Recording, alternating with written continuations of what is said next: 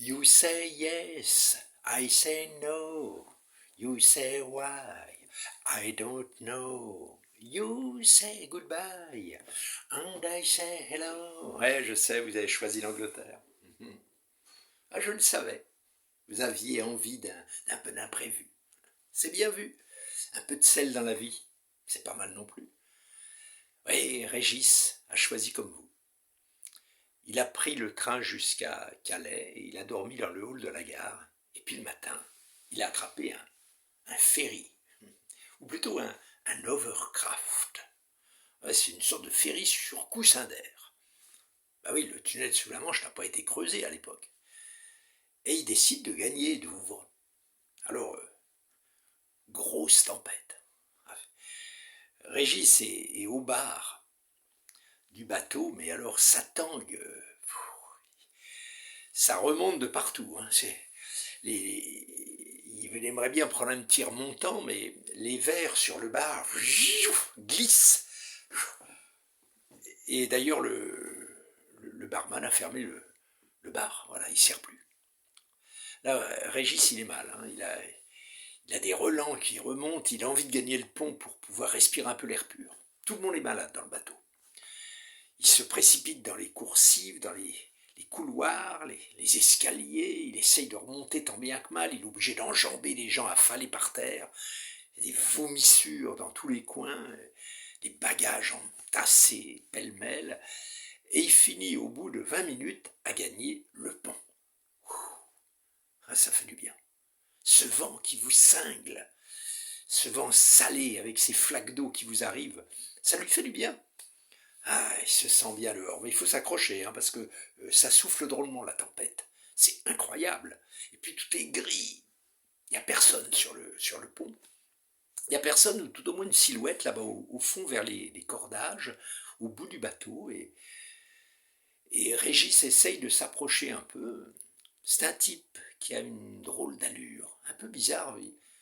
On dirait qu'il essaye d'enjamber le bastingage, mais que le vent le repousse. Régis s'approche. Mais oui, le type essaye de passer par-dessus le bastingage. Il veut se jeter à l'eau. Alors là, Régis, ni une ni deux, se précipite en courant et le prend à bras-le-corps pour essayer de l'extirper de son geste. Le bonhomme résiste, il s'attire dans tous les sens, à hu et à dia, et au bout de 10 minutes, Régis de toutes ses forces le tire en arrière et le bonhomme lâche le bastingage et tous les deux s'affalent dans les cordages par terre.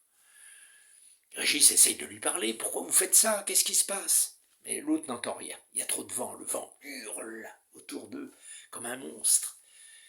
Et au bout d'un moment, Régis s'aperçoit que le bonhomme est affalé en train de pleurer. Il est comme un cachalot échoué sur le rivage des cordages. Et Régis a vraiment l'impression que le bonhomme ne recommencera pas. Voilà. Il est un peu désespéré. Régis cherche du secours, il trouve personne. Il décide d'aller en référer à quelqu'un du bateau, un officiel. Alors il reprend l'escalier, enjambe les gens, les vomissures. Et au bout d'un moment, il aperçoit un officier, semble-t-il, il a des sardines sur l'épaule. « Monsieur, s'il vous plaît, si, please, excuse me. » Il est vraiment nul en anglais, mais il essaie de lui expliquer. L'autre est suédois en plus. C'est un officier du bateau, mais il ne parle pas un mot de français.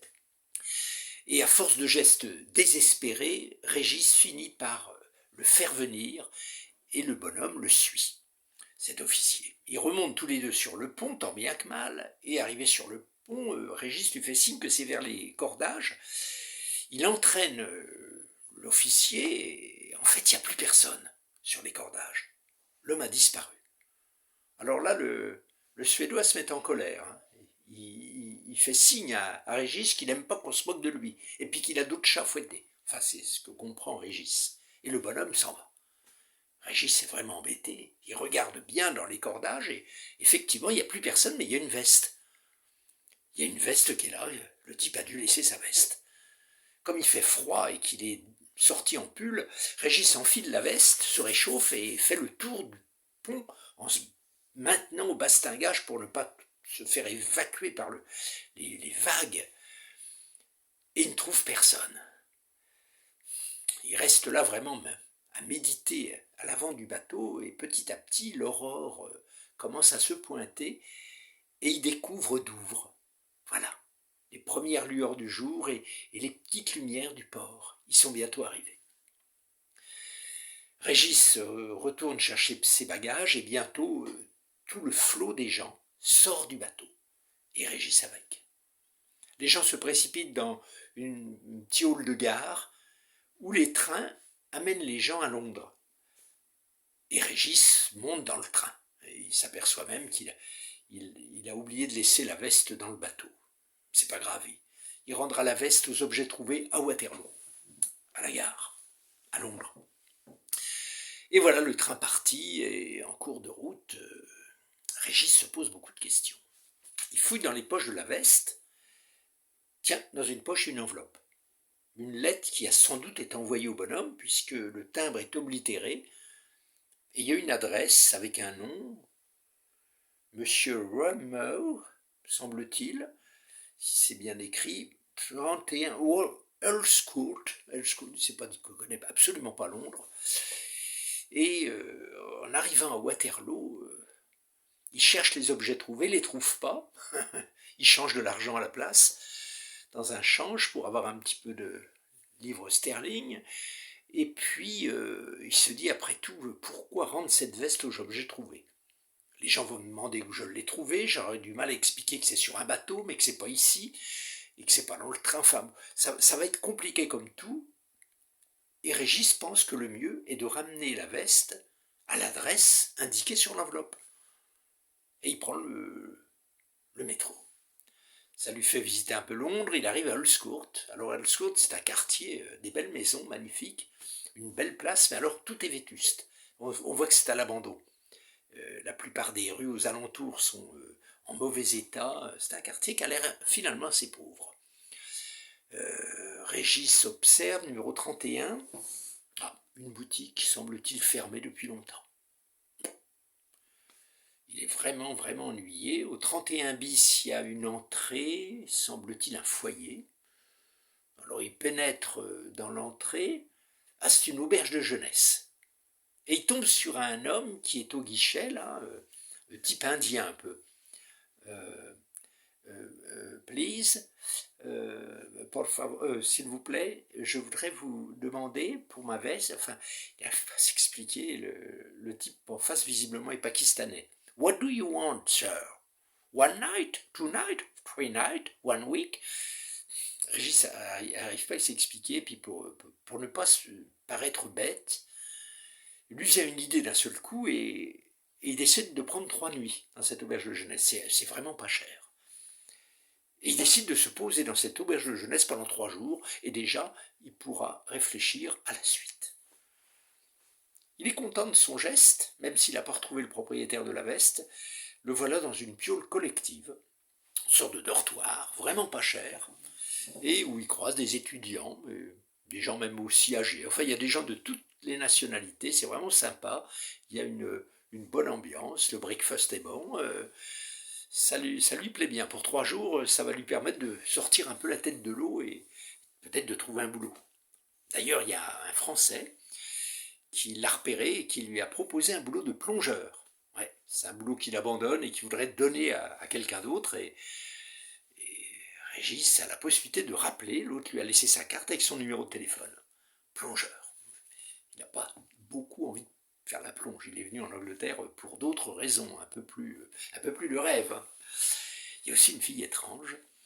Dans cette auberge de jeunesse, elle a une sorte de magnétisme. Quand elle entre dans une pièce, ça fait éteindre les lumières. C'est les autres qui l'ont prévenue. Elle est un peu étrange. D'ailleurs, elle veut lui tirer les cartes pour prédire son avenir. Non, no futur. No, lui, Régis, il veut pas entendre parler de son avenir. Là, c'est l'avenir immédiat. Non. Et puis, il a l'impression qu'elle est un peu amateur et qu'elle va servir de lui comme un os à ronger. Non. Thank you. Par contre, il y a un autre Français qui est assez sympa, qui lui propose de faire de la poésie.